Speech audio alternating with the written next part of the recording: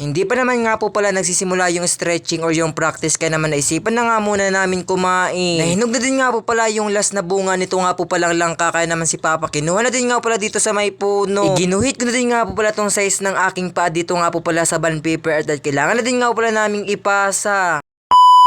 Hi guys! A day in my life as a small content creator at the age of 21 kaya naman, let's go! Eto nga po mga kaganapan kong ito sa hapon na yan abay nung nakarang araw pa pero ngayon ko na naman nga po pala na-edit or na-upload. Wala nga po pala akong nasasakyan sa mga oras na yan habang papunta nga po pala ako sa practice kaya naman naisipan ko na rin nga po palang lumakad. Medyo may kahirapan din kasi nga po pala yung mga tricycle dito sa aming barangay lalong lalo na din nga po pala kapag alas 5 na din ng hapon. Syempre dahil lagi naman nga po pala akong may practice sa hapon na yan kaya naman lagi naman nga po pala akong may dala ng tumbler. Siguro eto na din nga po pala yung pang 11 days namin sa kada practice sa hapon na yan simula alas 5 hanggang alas 8 at inaabot pa din nga po pala kami ng alas 9. Kakalabas ko nga lang po pala dito sa barangay namin kaso meron na din nga po palang dumaan na tricycle kaya naman naisipan ko na rin nga po palang sumakay. Pagdating ko nga pala sa may BCC kung saan nga po pala kami nagpa-practice eto pumasok na din nga po pala ako dumiretso na ako dito sa may covered court. Na yung akala ko late na naman nga po pala ang person pero hindi pa naman nga po pala kami kumpletong mga dancers at lalong lalo wala pa naman nga po pala yung trainer namin. Same call time pa din nga po pala kaming alas 5 kaso hindi pa naman nga po pala nagsisimula kaya naman naisipan na muna nga namin lumabas na isa kong ka-dancers. Syempre habang hindi pa nga pala kami pinapa-stretching ito'y kakain muna nga po pala kami ng pansit or higop muna kami ng mainit na sabaw. Hindi na kasi nga po pala ako nakakain sa bahay bago nga po pala ako umalis dahil yung sabi ko nga akala ko late din nga po pala ako at yun nga po pala hindi pa naman nga talaga nagsisimula. Medyo may kalayuan nga din nga po pala tong kakainan namin ng pansit ng isa ko nga po palang kasamaan or ka-dancers ko kaya naman ito ang mga person for the lakad muna din nga po pala kami for today's video. Sarado nga po pala yung mismong kakainan namin ng pansit ng isa kong kasamaan kaya naman ito humanap nga po pala kami na iba nga talagang makainan dahil gusto ko nga talagang makahigop ng sabaw. At habang kumakain nga po pala ako sa mga oras na yun abay napapabideo pa din nga po pala ang person. Bale eto nga po palang pinag-order namin dalawa nga po palang pansit at pinahaluan ko na din nga po pala ng dinuguan. Pero legit kada 30 pesos nga po pala isang mangkok na ito'y mabubusog ka nga talaga for today's video. Pagdating nga po pala namin sa may covered court kung saan nga po pala kami nagpa-practice ito'y tapos na din nga talaga mag-stretching kaya naman nagbihis na din nga po pala ang kada dancers ng puti nga po palang damit. Kaso yung pinaka-final na din nga po pala ng color namin ng damit kada practice nga po pala namin abay kulay itim na din nga po pala. Syempre tamang kuha mo na din nga po pala ako ng video or yung mga kaganapan namin with my class tripper dahil bawal naman nga talaga akong kumuha ng video yung insert ko nga talaga sa aking mini vlog about nga po pala sa tinuturo sa amin. Bali hindi mo na nga po pala ako magte-take ng video about nga po pala sa tinuturo sa amin ng trainer namin dahil baka mapagalitan nga po pala ako. Syempre privacy muna nga po pala itong pinagpra-practicean naming street dance at lalong lalo na ito nga po palang exhibition. In-insert ko din nga po pala itong kaganapan namin ni Papa habang kinukuha nga talaga ito nga po pala nag-iisang hinog na langka dito sa may puno. Tinawag na din nga pala ako ni Papa na kuhanan ko nga talaga siya ng video habang kinukuha nga talaga ito nga po palang hinog na langka para ma-insert ko nga talaga sa aking mini vlog. Bali tatlo nga po pala yan magkakasama isa nga po palang maliit at dalawa nga po palang malaki kaso yung isa nga po palang malaki abay nauna na din nga po palang nahinog kaso hindi ko din nga po pala nakuhanan ng video. Medyo may kalakihan nga din nga po pala to kaya naman may kabigatan nga din talaga. Pagkatapos na din nga pala ni Papang pitasin sa may puno ito diniretso na din nga pala dito sa may lamesa. Syempre kumuha na din nga po pala ng dahon ng saging para ito'y mabuksan or mahiwa na din nga po pala. Medyo may damage nga pala or bulok ito nga po palang langka sa may gilid kaya naman ito na din nga talaga yung unang hiniwa ni Papa. Syempre bago nga po pala ako magpapatuloy sa aking pag-voice over abay sa mga hindi pa nga pala dyan sa akin naka-follow na pa hinihintay nyo follow nyo na rin nga po pala ako. Para naman kahit papaano nga talaga lagi na din nga po pala kayong updated sa aking ina-upload na mini vlog. Sinama ko na din nga po pala sa mini vlog kung ito nga po palang kaganapan ko kahapon para naman kahit paano mapanood nyo na rin nga po pala to. Bali na pagising na naman nga talaga ako ng maaga dahil hatid ko nga po pala tong sukat ko or ito nga po palang size ng paa ko. Di kasi nga po pala ako nakapasa kinagabihan dahil naubusan nga po pala kami ng bond paper. Napachat na din nga po pala yung trainer namin sa GC na kailangan na nga po pala namin makapasa nito nga po palang size ng paa namin. Gagawa na kasi nga po pala kami ng chinilas na susutin nga po pala namin sa aming competition sa darating nga talagang Kamuyan Festival 2025. Bago nga po pala ako umalis sa bahay ito ginuhit ko na nga talaga tong size ng paa ko dito nga talaga sa bond paper dahil yun nga talaga yung kinakailangan naming ipasa at nilagyan ko din nga po pala ng pangalan ko. Napalakad din naman nga talaga ako sa mga oras na yun habang papunta nga talaga dito sa BCC kung saan ko nga talaga ipapasa ito nga po palang size ng paa ko. Medyo makulimlim naman nga talaga yung panahon sa mga oras na yun kaya naman naisipan ko na nga lang talagang lumakad simula sa barangay namin papunta nga talaga dito sa may eskwelahan ng BCC. Dahil yung sabi ko nga sa mga vlog ko malapit nga lang po pala ka naman pwede naman nga talaga talagang sakayin or lakarin. Dumating na nga po pala dyan si Kuya Aldrin na siya nga po pala yung magkukulit nito nga po pala ang mga size naming nakaguhit nga talaga dito sa bond paper. Hindi nga lang po pala ako yung hindi nakapasa kundi meron pa din nga po pala ako mga kadancers na hindi nga din nga pala nakapasa sa tamang oras. Hindi na nga pala kami pumasok sa may covered court nga talaga ng BCC kaya naman dito na nga lang po pala kami sa may labas or dito nga talaga sa may waiting shed ng BCC. Wala naman nga po pala akong kaalam-alam na kailangan naman nga po palang gupitin. Ito nga po palang size ng aming pa dito nga talaga sa may bond paper. At buti na nga lang po pala itong si Kuya Aldrin meron nga po palang dalang gunting. Nahihiya pa nga talaga dyan itong si Kuya Aldrin dahil yung sabi ko nga talaga napapablog ako dyan for today's video. Pagkatapos ko na din nga po palang gupitin at lagyan nga talaga ng pangalan ito, pinasa ko na din nga po pala sa kanya. Yun lang.